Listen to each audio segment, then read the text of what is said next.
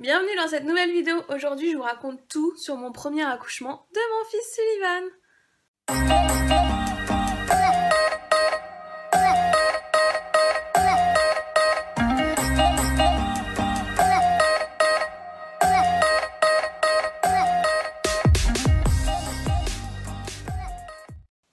J'espère que vous allez tous et toutes très bien. Comme vous le savez peut-être sans doute, normalement si vous me suivez, j'attends un petit baby pour la fin de l'année, donc pour début novembre. Et donc vous êtes beaucoup à m'avoir envoyé des petits messages en me disant « Ah, ce serait cool que tu me racontes le premier trimestre, l'évolution de ta grossesse, comment ça se passe, etc. etc. » Et moi c'est quelque chose qui m'intéresse de regarder sur les autres chaînes, donc je me suis dit pourquoi pas. Mais avant de vous parler de cette grossesse en cours, je me suis dit, il faudrait peut-être déjà que je commence par vous parler de ma grossesse de mon fils, qui remonte quand même, mais je me souviens de tout comme si c'était hier. Je me suis dit que ça pourrait peut-être aider, et puis en fait je suis tellement en train de vivre une grossesse totalement différente de la première que je me suis dit, bah ça vous fera toujours deux expériences différentes. Donc on va commencer, va chercher de quoi te nourrir, te sustenter, ou allonge-toi, enfin fais ce que tu veux, mais ça va durer longtemps je pense. Donc je suis tombée enceinte de mon fils, j'avais 20 ans. J'habitais chez ma maman, mon chéri de l'époque habitait chez ses parents, il était encore à l'école. C'était un bébé surprise, clairement, on s'y attendait pas du tout, ça faisait genre 5 mois qu'on était ensemble.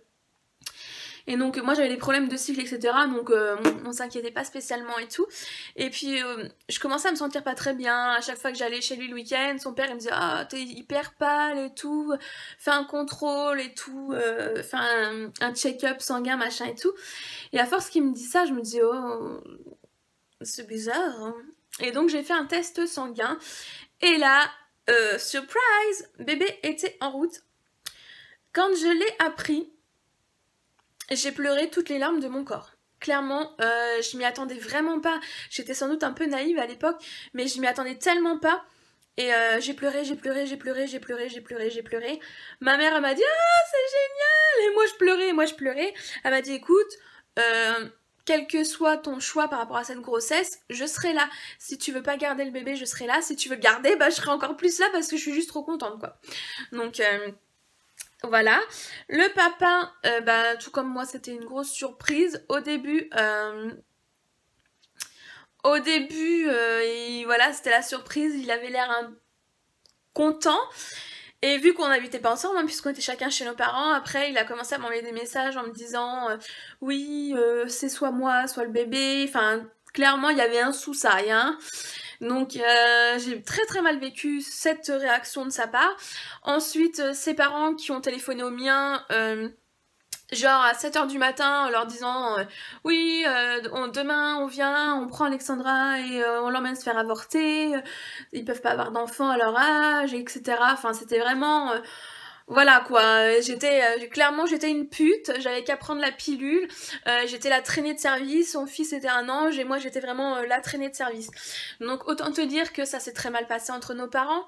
Et d'ailleurs depuis ce jour-là, nos parents ne se sont plus côtoyés, puisqu'avant ça arrivait qu'on aille manger voilà, le gâteau, boire un coup les uns chez les autres, pardon. Et à partir de ce moment-là, ça a été terminé. Moi, ma mère, voilà, quand tu touches à tes enfants, c'est mort. Donc ça a mis une rupture. Moi, clairement, j'ai arrêté d'aller chez eux également. Et je suis allée faire ma première échographie, puisque j'étais déjà enceinte de presque 3 mois. Et donc, il fallait se dépêcher, quel que soit le choix que j'avais envie de faire, quoi. Donc, et je suis allée à la première échographie. Et quand j'ai vu mon bébé, parce que clairement, je réalisais pas que j'étais enceinte, en fait. Et en fait, j'ai vu un tout petit truc, tu vois. Et il sautait. Et je me suis dit, purée, j'ai ça dans mon ventre. Et ça m'a fait, je sais pas, ça m'a fait quelque chose.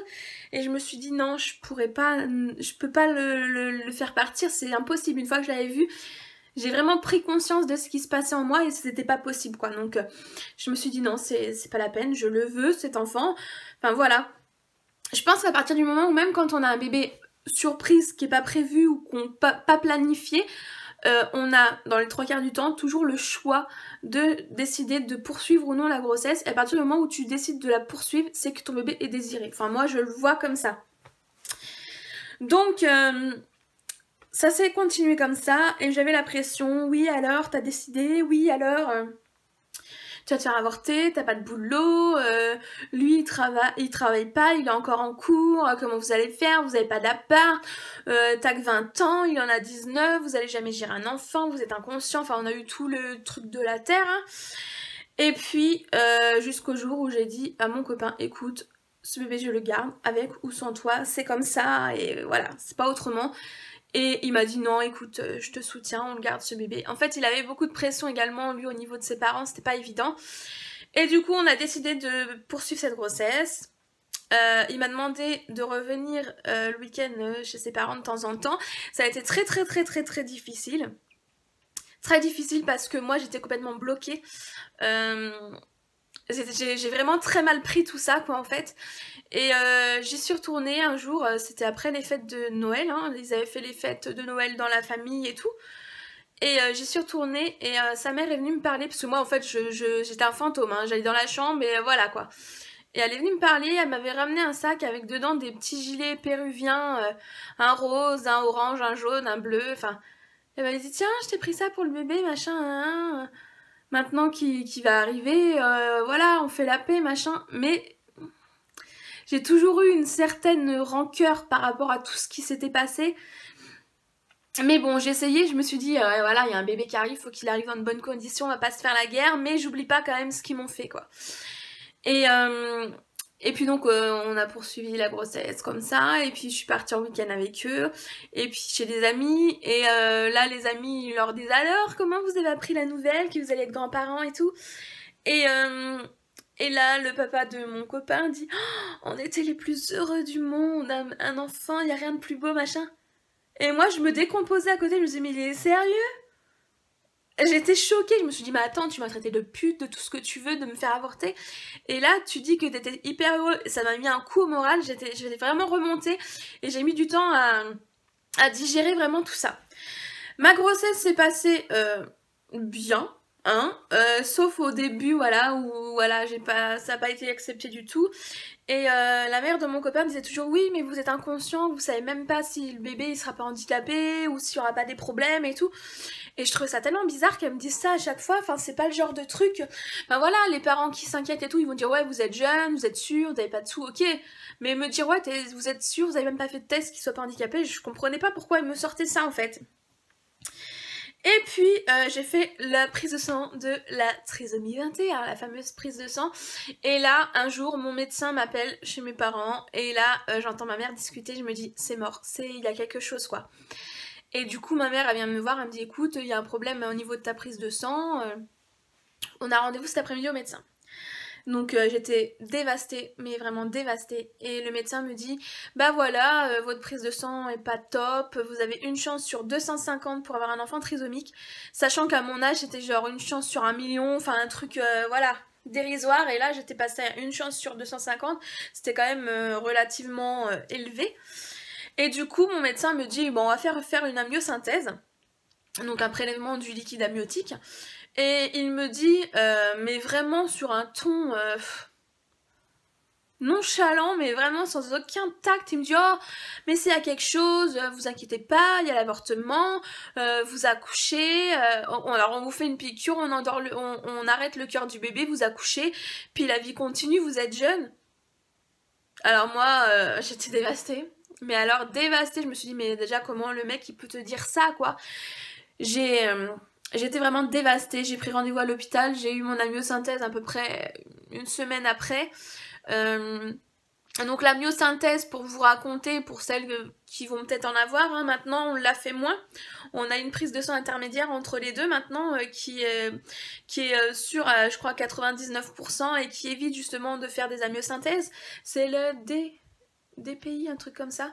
Mais bon, moi à l'époque ça n'existait pas, hein. Moi mon accouchement, bah ça fait voilà 12 ans. Mon fils va prendre 12 ans, donc ma grossesse ça date d'il y a 13 ans quand même. Et donc ça n'existait pas, fallait directement passer à la myosynthèse. Donc je suis allée à mon rendez-vous. Donc clairement, tu es en slip soutif. dans une pièce, t'as le médecin qui fait l'échographie, t'as le médecin et la sage-femme qui te piquent, et moi j'avais deux internes ou je ne sais guère, enfin on était 4 ou 5 dans la pièce, autant te dire que l'intimité au placard. Donc c'est une aiguille qui est relativement grande, enfin moi à l'époque elle était quand même relativement grande. Donc on te demande de... Bah moi en fait mon fils il bougeait beaucoup, donc on m'a demandé de parler à mon bébé pour le calmer, chose que je ne pouvais pas parce qu'en fait quand j'ai su qu'il y avait un souci, je me suis totalement coupée de ma grossesse. Pour moi fallait que je me dissocie de ça pour pas souffrir en fait. Et du coup je regardais l'écran, je voyais mon fils et tout, et elle m'a dit bah écoutez je vais piquer. Elle m'a piqué, j'ai eu pas du tout mal, aucune douleur, c'était froid, genre une prise de sang, tu vois, mais j'ai pas du tout eu mal. Et en fait, ce qui m'a fait bizarre, c'est que j'ai senti du liquide couler sur mon ventre. Mais vraiment. Et donc, elle a fait le prélèvement, tout s'est bien passé. Je suis restée 1 heure en observation à l'hôpital, parce qu'à l'époque, il fallait rester 1 heure, 1 heure et demie, je sais plus, un truc comme ça. Et donc j'étais dans une pièce avec des fauteuils en mode allongé avec d'autres mamans qui avaient eu aussi des amniosynthèses. Donc c'était souvent les 3/4, enfin on devait être une dizaine, et les 3/4 de la pièce avaient plus de 40 ans. Il y avait moi, donc qui avait 20 ans, et il y avait une petite, je dis une petite, il y avait une jeune fille qui devait avoir 14 ans. Et ça m'a marqué parce que elle était avec son copain, donc son copain il devait avoir, je sais pas moi, 40 ans, et sa mère. Et puis elle disait à son homme, oh faut qu'on achète d'autres pyjamas et tout, chérie on a pas assez de pyjamas. Sa mère a dit mais attends tu sais pas, elle dit ouais je m'en fiche s'il y a quelque chose, enfin elle était complètement, voilà c'est un souvenir qui m'a marqué ça. Et donc on reste 1 heure, 1 heure et demie en observation et on nous dit qu'il faut faire attention les 48 heures prochaines parce qu'il y a des risques en fait que la poche des os se rompt suite à l'intervention et du coup 2 fausses couches, hein. Donc je crois que c'était quelque chose comme 10% de fausses couches suite à une amniosynthèse. Donc j'étais un petit peu stressée le premier jour, mais après bon, ça a suivi son cours normalement. Les résultats, ça a été très long. Ça a été pour ma part presque 1 mois. Tout simplement parce que quand il y a un souci, ton médecin te recontacte comme pour la prise de sang. Et comme moi j'avais pas de souci, bah mon médecin n'a pas jugé bon de me contacter. Du coup j'attendais, donc je pleurais, je sortais plus de ma chambre, je voyais plus mes amis, je n'allais plus dans les magasins parce que je pouvais pas passer à côté des rayons bébés sans pleurer. Ma mère pareil, ça lui a valu une belle dépression parce qu'elle pouvait plus voir les fringues de bébé. Mes potes, bah je voulais plus les voir, pourquoi ? Bah parce que la conversation c'était alors le bébé machin et tout, et j'en avais parlé à personne et je voulais que personne le sache, et voilà j'étais au fond de mon trou, j'étais vraiment hyper isolée, hyper mal, et j'étais vraiment au bout de ma vie, jusqu'au jour où ma mère elle a dit écoute ça peut plus durer, je vais voir le médecin cet après-midi et je vais lui demander. Donc elle a été voir le médecin et le médecin lui a ri au nez en disant oh bah je les ai depuis 15 jours, y a rien du tout, faut pas vous affoler sinon je vous aurais contacté. Ouais, tu les as depuis 15 jours, moi ça fait 1 mois que je vis plus, enfin c'était vraiment horrible. J'ai fait donc un autre rendez-vous avec mon médecin pour qu'il m'explique les résultats machin. On a su que c'était un petit garçon. Après j'ai fait ma 2e écho, donc vous voulez savoir le sexe? Bon on le sait déjà, ça a été confirmé que c'était un garçon. Et ma grossesse s'est passée tranquillou loulou. Pas de problème, j'ai pas été malade, j'ai rien eu, franchement je pétais le feu.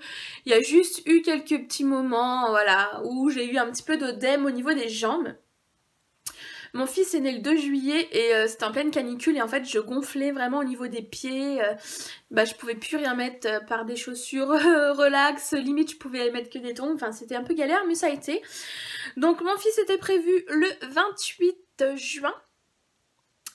Et donc ma sage-femme m'avait dit vous vous affolez pas, ça, le 28 c'est prévu le 28 juin, ça peut être plus ou moins voilà aux alentours.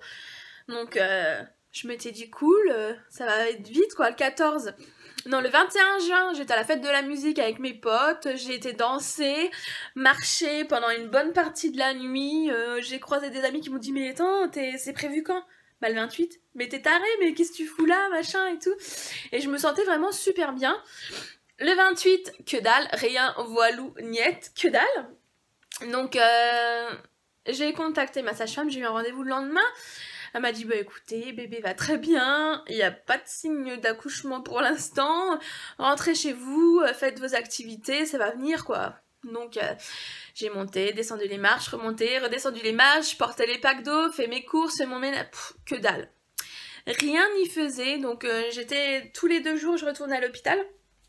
pour avoir monitoring, voir si le bébé souffrait pas, etc. Ça se passait très bien, donc ils m'ont dit, donc j'y suis allée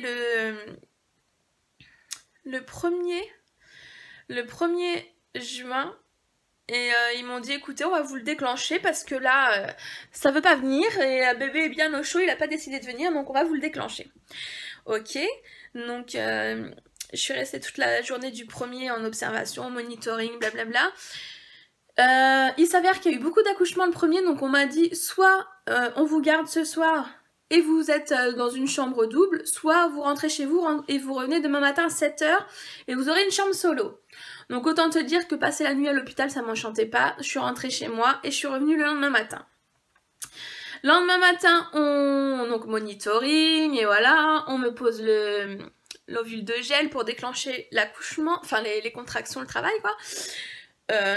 Rien n'y fait, donc dans le début d'après-midi on recommence. Toujours rien n'y fait, donc j'étais attachée, je dis attachée mais j'avais le monitoring, personnellement c'était pas du tout agréable. Parce que tu peux pas faire vraiment... Enfin, à l'époque, je pouvais pas bouger comme je voulais. Dès que je me tournais, le machin il bipait, on n'entendait plus le cœur, tout le monde paniquait. Donc c'était pas franchement très agréable. Donc, le soir, sur les coups de 17h, et ben on m'a dit, bah écoutez, vous allez retourner dans votre chambre, hein, parce que bah ça, y a rien qui se passe pour l'instant, donc on va vous remettre dans votre chambre, et puis si ça bouge pas cette nuit, demain matin on redéclenchera. Youpi! Donc je monte dans ma chambre, rien ne se passe, mes parents viennent me voir, bah alors machin, bah hein. Parce que moi dans ma tête, j'y allais, on me le déclenchait, c'était bon, ça venait dans la foulée, pas du tout. Pas du tout! Et donc du coup mes parents sont venus me voir, ils sont repartis, j'étais un petit peu deg, je me suis dit putain, voilà, c'était pas comme ça que j'imaginais. Moi je m'imaginais être chez moi, perdre les os ou avoir mal et me dire ça y est et tout, mais non. Et quand on m'a dit qu'on me le déclenchait, je m'étais dit bah voilà, ça va aller vite. On va me le déclencher, j'ai dit ok ou non. On va me le déclencher, ça va aller vite et tout, mais non. Donc je suis retournée dans ma chambre, mes parents sont partis, je suis restée avec mon chéri. Et puis sur les coups de 5h30, je commençais à me sentir pas très bien. Je me sentais bizarre, je me sentais barbouillée, je sentais que ça commençait à bouger, enfin c'était un état un peu étrange. Je peux pas dire que j'avais vraiment mal, mais je sentais que quelque chose se passait. Donc je me suis allongée et tout. Et très rapidement, j'ai compris ce que c'était. Hein. Je commençais à avoir des contractions. Quasiment tout de suite rapprochées. Donc la sage-femme, etc. m'ont expliqué, ben oui, vu que vous avez eu quand même 2 doses pour vous déclencher, généralement quand on déclenche les accouchements, c'est des contractions forcées et qui sont régulières et très fortes rapidement. Donc on m'a donné des médicaments, je ne saurais pas vous dire ce que c'était des antidouleurs je suppose, hein, pour calmer un petit peu tout ça.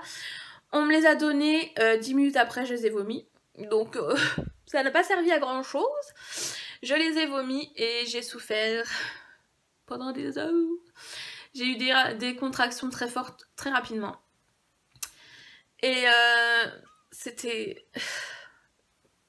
non, si tu es enceinte, ne regarde pas cette vidéo maintenant parce que c'est pas le moment. Tu regarderas quand tu auras eu ton bébé, d'accord?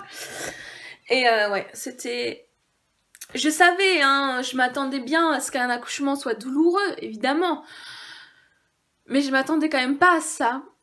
J'avais pas fait de cours de préparation à l'accouchement, enfin je m'étais inscrite, j'y étais allée et en fait j'ai attendu 3/4 d'heure et j'entendais la sage-femme rire avec une autre maman et j'ai pété un plomb, je suis partie. Donc je n'ai pas fait de cours de préparation à l'accouchement. Ça m'aurait peut-être aidé avec le recul. Et en fait le problème qui s'est passé, c'est dès que j'avais une contraction, au lieu d'accompagner la contraction pour qu'elle passe, tu vois, t'essaies de te détendre pour la faire passer, et ben moi j'allais dire me constiper, non, je me crispais, non. Bref, t'as compris, je me tendais encore plus. Et j'étais tellement tendue qu'en fait, il y avait la contraction et moi qui forçait de l'autre côté. Et du coup, ça les faisait encore plus douloureuses et ça passait pas du tout. Donc j'étais au bout de ma vie. J'ai perdu les os sur les coups de 10h30.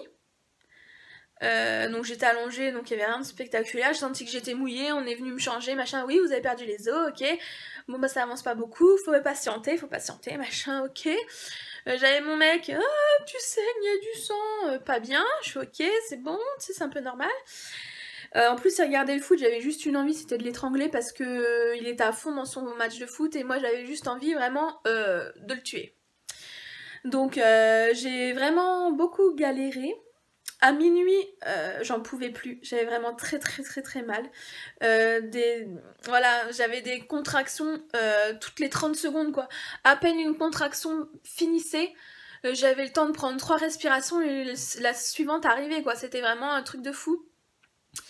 Et donc, j'ai dit, écoute, faut que t'appelles, là, je peux plus. Ils sont venus, ils m'ont dit, ah bah, faut patienter. Oui, je patiente. Et j'en pouvais plus, j'ai dit écoutez, faites-moi une césarienne s'il vous plaît, faites-me sortir. Et elle m'a dit mais pourquoi vous voulez qu'on fasse une césarienne? Tout se passe très bien.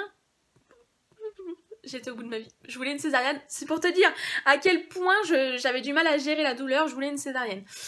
Ok. Donc ça en est suivi ma nuit comme ça, où j'ai eu bien mal et tout. Et puis sur les coups de 4 heures, on est venu m'examiner, on m'a dit « Ah, bah vous êtes bien dilaté, c'est bon pour la péridurale !» Cette invention est un don, franchement. Ce qui me fait peur maintenant dans ma grossesse actuelle, ce serait qu'on me dise « Vous n'avez pas de péridurale. » Je sais pas si je survivrai à une nouvelle comme ça. Alors, on m'a descendu, oui, je pèle, c'est magnifique. On m'a descendu au bloc, j'ai attendu l'anesthésiste et donc il est venu assez rapidement. Donc on te fait m'asseoir sur le bord du lit, faites le dos rond, machin et tout. Oui, le dos rond, c'est tellement facile quand t'as un ventre énorme et que t'as des contractions toutes les 30 secondes, machin. L'aiguille, je l'ai vue, mais ça m'a pas... J'avais tellement mal que je voulais qu'il me pique absolument, tu vois. J'ai pas eu mal. J'ai rien senti, enfin voilà, c'était froid, ça m'a piqué, ouais, super. J'ai pas eu mal du tout. Y a beaucoup de femmes qui ont peur de la péridurale. Sincèrement, les filles, n'ayez pas peur, c'est vraiment vite fait. C'est tellement de bonheur. J'ai pas été soulagée tout de suite. Au bout d'une heure, j'avais encore vraiment mal et du coup, on m'a remis une dose. Et après, j'ai dormi. J'ai dormi une petite heure, j'étais trop contente, j'avais plus mal. Alors moi je sais que ma soeur par exemple elle m'a dit oh, jamais j'aurai la péridurale, je veux sentir mon enfant naître. Tu as le temps de sentir ton enfant naître déjà, hein. Personnellement j'ai eu la péridurale et j'ai senti tout mon accouchement, j'ai senti toutes mes contractions jusqu'à la fin. Je n'avais plus mal, enfin j'avais des petites douleurs mais j'avais pas mal comme pendant le travail avant la péridurale. Mais je veux dire, ça, moi personnellement ça m'a jamais enlevé les sensations, j'ai toujours pu marcher et tout. Donc arrive le moment fatidique, dilatation complète, ok, allez on y va. Donc on m'installe dans les étriers, n'est-ce pas très sexy? Et puis la sage-femme me dit, eh bien, bon courage, moi je m'en vais, j'ai fini ma garde. C'est une blague. J'étais au bout de ma vie, je me suis dit, mais elle est sérieuse? Elle me lâche les pieds dans les étriers, la foufoune à l'air? Elle me laisse comme ça? Et donc j'ai attendu un quart d'heure, la relève, et j'étais vraiment dépitée. Je me suis dit, comment on peut laisser quelqu'un... Enfin moi, dans ma tête, si tu m'installes, tu m'accouches, quoi. Je sais pas, Enfin... Donc premier un petit peu choc... Bah écoutez, on va vous installer, bah non, au revoir. Donc du coup la relève est arrivée, une sage-femme très gentille, ça va, j'étais pas du tout stressée par rapport à l'accouchement et tout, c'est pas un truc qui me stressait. Mon copain, je l'ai vu passer au rouge, au vert, au blanc, je lui ai dit écoute si tu te sens pas bien, tu sors, parce que ça me stressait encore plus. Il est sorti, du coup je me suis retrouvée toute seule, avec les deux sages-femmes. Donc j'étais dans les étriers et puis là elle m'a dit, bon elle m'a expliqué, elle m'a dit vous sentez mes doigts, donc je sentais ses doigts, donc la péridurale ne m'a pas totalement endormi le corps, hein. Et elle m'a dit vous poussez comme ça sur mes doigts, donc j'ai poussé une fois, elle m'a dit c'est très bien, la prochaine contraction on y va. Contraction arrive, contraction que j'ai sentie, donc vraiment j'ai tout ressenti, hein. Mais j'avais plus mal à en crever, j'avais juste, voilà, je sentais que ça se durcissait, j'avais des petites douleurs mais très supportables. Et j'ai commencé à pousser comme une gueudin. Elle m'a dit c'est très bien et tout. Et puis la contraction est passée, on a arrêté. On m'a dit quand la deuxième arrive, vous y allez. Deuxième est arrivée, j'ai poussé. Elle m'a dit tenez. Et là, eh ben, j'ai un étrier qui s'est barré. Donc du coup j'ai pété l'étrier. Et là je me suis dit non mais c'est pas possible les gars quoi. C'est possible ça. Du coup, il y a l'autre sage-femme qui a réussi à le remettre tant bien que mal et elle le tenait, enfin c'était pas très pratique. J'ai poussé une troisième fois, elle m'a dit la tête elle est là, il arrive, est-ce que vous voulez le voir? J'ai dit oui. Ils m'ont mis mais un miroir énorme devant la fifounette. Je me suis dit oh my godness, c'est la mienne. J'étais un petit peu impressionnée, je me suis dit le corps humain est quand même vachement bien fait les gars. Et donc j'ai vu sa tête. Et là m'a dit allez, quand vous êtes prête, on y va, on pousse. J'ai poussé une quatrième fois, mon fils est né, elle m'a dit attrapez-le, je l'ai pris, j'ai commencé à le tirer vers moi et j'ai pas pu le tirer plus puisque le cordon était trop court. Et que le fait d'avoir tiré, ça a fait sortir le placenta directement. Et donc du coup elle a dû couper le cordon avant que je puisse le prendre dans mes bras. Quand j'y pense, ça me fait rire maintenant avec le recul parce que voilà, j'étais trop enthousiasmée. Bah non. Donc voilà, et mon fils est né le matin à 7h49 un dimanche. J'étais un peu dégoûtée parce que quand t'accouches le dimanche, ça ne compte pas. Donc on commence à compter les jours à partir du lundi. Donc comme il est né en plus le dimanche matin, j'ai fait un jour d'hôpital en plus. Bon voilà, c'était un très beau bébé, 50 cm, 3 kg 410, en pleine forme, nickel. Voilà, tout s'est bien passé. Mais j'avais envie de vous raconter mon accouchement quand même parce que... et puis ma grossesse en accéléré on va dire. Parce que je trouvais ça important de laisser une petite trace comme ça de mon premier bébé d'amour. Et puis pour vous montrer aussi comment cette grossesse est totalement différente les gars. Donc j'espère que cette petite vidéo vous aura plu. N'hésitez pas à me laisser des petits commentaires pour me dire si vous aussi vous avez eu des choses par exemple drôles ou atypiques dans votre accouchement ou des trucs pas cool. Et puis je vous retrouverai pour vous parler de mon premier trimestre qui est fini. Ouf! Et puis vous parler un petit peu comment on a su, etc. etc. Sur ce, je vous fais d'énormes bisous et je vous dis à très bientôt pour de nouvelles vidéos. Et n'oubliez pas en attendant, prenez soin de vous. Ciao ciao!